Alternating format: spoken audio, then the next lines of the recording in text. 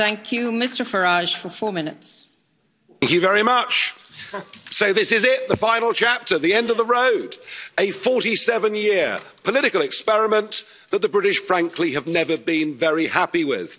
My mother and father signed up to a common market, not to a political union, not to flags, anthems, presidents, and now you even want your own army.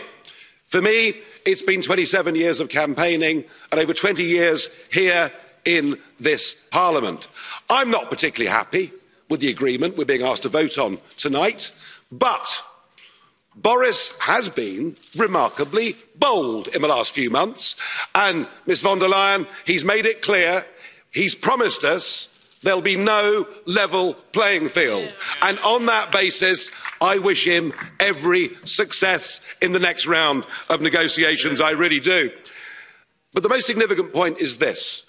What happens at 11 p.m. this Friday, the 31st of January 2020, marks the point of no return. Once we've left, we are never coming back, and the rest, frankly, is detail. We're going, we will be gone. And that should be the summit of my own political ambitions. I walked in here, as I've said before, you all thought it was terribly funny. You stopped laughing in 2016.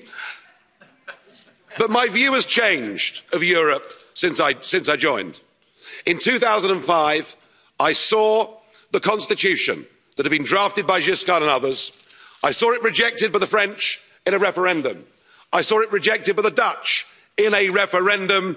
And I saw you in these institutions ignore them, bring it back as the Lisbon Treaty and boast you could ram it through without there being referendums. Well, the Irish did have a vote and did say no and were forced to vote again. You're very good at making people vote again, but what we've proved is the British are too big to bully, thank goodness. So I became an outright opponent of the entire European project. I want Brexit to start a debate across the rest of Europe. What do we want from Europe? If we want trade, friendship, cooperation, reciprocity, we don't need a European Commission. We don't need a European Court. We don't need these institutions and all of this power. And I can promise you, both in UKIP and indeed in the Brexit Party, we love Europe. We just hate the European Union. It's as simple as that. So I'm hoping this begins the end of this project. It's a bad project. It isn't just undemocratic, it's anti-democratic, and it puts in that front row. It gives people power without accountability. People who cannot be held to account by the electorate. And that is an unacceptable structure. Indeed, there's an historic battle going on now across the West, in Europe, America and elsewhere. It is globalism against populism. And you may loathe populism, but I tell you a funny thing, it's becoming very popular. And it has great benefits. No more financial contributions, no more European Court of Justice, no more common fisheries policy, no more being talked down to, no more being bullied, no more Guy Verhofstadt. I mean, what's not to like? I know you're going to miss us. I know you want to ban our national flags, but we're going to wave you goodbye.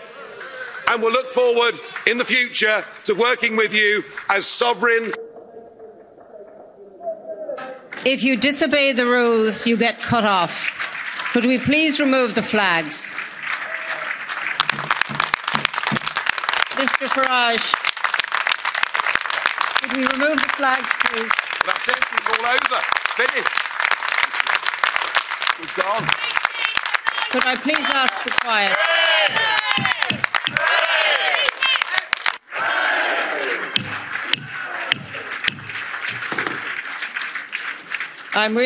Please sit down, resume your seats, put your flags away, you're leaving, and take them with you if you are leaving now.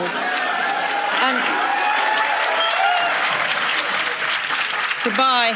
Can I just say, if I may say, just in a slight reference, the word hate was used in the last contribution. And I really think, given what we listened to prior to this, that we should not hate anyone or any nation or any people.